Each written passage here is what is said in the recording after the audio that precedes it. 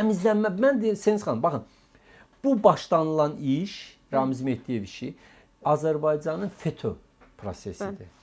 Yəni necə ki Türkiyədə FETÖ təmizlənir, o hər o balaca o görmüsünüz ki, rayon yerlərində olur, ayaqyalın gəzir deyib bütün gün, sonra axşam gəldi ayağımızı qoydu, xırda tikanlar çıxardı.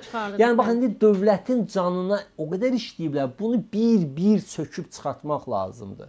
Birinci böyük fiqurlar. Bax mən əlavə bir şey də deyim. İndi bilmirəm nə dərəcədə, düzdür mən də hamını düşmən eləyirəm özümə, sonra da deyirlər isə lazımdır. Mehdiyevə görə Azərbaycanı təhdid edən kim idi? Xatırlayırsınız? Barmaq sirkələdi. Mehdiyevə görə?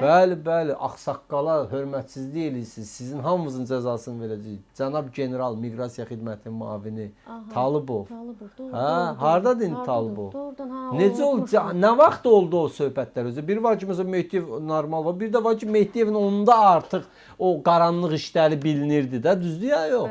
Onda belə, yəni bu adamlar hamısı da generaldır, Seniz xanım. Hamısı da statusu var. Hamısının əlinin altında dövlət telefonları var.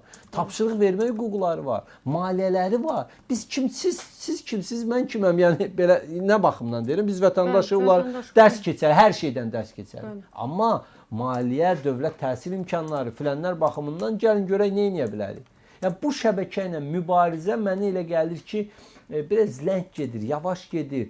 Dünənə qədər baxırıq ki, məsəl üçün filan holding korrupsiyaya bulaşıb, bu gün filan holdingin bütün media məsəl üçün qardaş baxın, dünən deyirdim bu korrupsionerdir. Yəni biz qarışıb, Seniz xanım, biz də baxın millət vəkilləri mən qınamıram. Neynəsin? Bu gün çıxıb burada Turala nə var? Tural müxalifətdə çıxır, danışır. Məsəl üçün deyək də kimləsə düşmən olur, deyə olum da. Amma millət vəkili hamı ilə düşmən olmaq istəmir axı. Bunun taliyi əldə olunacaq. Siyahıya düşməlidir, təzədən millət vəkili olmalıdır. Arıca bir biznes var. O davam eləməlidir. Belə çıxır ki, Milli Məclis tamamilə dəyişməlidir. Çünki Ramiz Mehdiyevin adamları deyilən bir kateqoriya var. Onlar dəyişməlidirlər deyir. Yəni onlar adamları qoydu qırağa. Baxın Seyid xanım, mən sizə bir şey deyim. Mən uzun müddət başqa bir partiyada olmuşam da. İstər-istəməz o partiyadakı insanlarla əlaqəm var, gediş-gəlişim olub, xeyrimizdə, şərimizdə iştirak eləmişik. Bir-birimizin nəyinisə bilirik, bilmirik.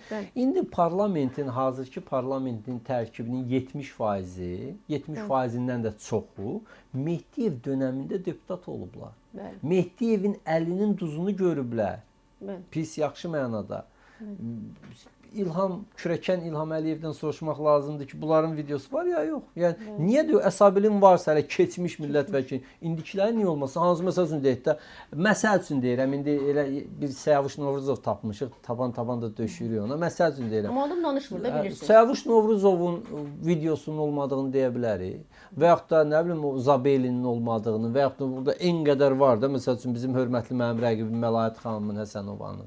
Məsəl üçün, nəsə bir argumentin olmadığını, faktın olmadığını deyə bilərik. Yox, adam Mehdiyevin düzdür, çıxır, tənqid eləyir, düz eləyir. Siyasi baxımdan düzdür, amma insani baxımdan bilmirəm nə qədər düzdür. O deyir, sən də mi o məşhur Brut Sezar, o başqa bir lətifə də var, deyir, şeytana daş atırlar. Bir də məsəl üçün Zakir də atır, çıxır, deyir, şeytan deyir, Zakir sən də mi indi? Bu dəqiqə. Amma hamı da özünü qoruma instinkti artıq qüvvəyə minib o baxımdan. Mehdiyevin qoyduğu xətt odur da. Mehdiyevin Əli İnsanov tutulan kimi xatırlayırsınız. Əli İnsanov atam deyənlər növbəyə durmuşdular. Mətbuat konfransı keçdi nazirlər ki, o ümumiyyətlə Ermənistanı da deyil. Gürcistanı da, Ləmbəlli kəndi Gürcistana aiddir. Biz ayrı yaptık. Yəni bu ənənəni kim qoymuşdu? Mehdiyevin qoydu. Məncə maraqlıdır ki, bilməm,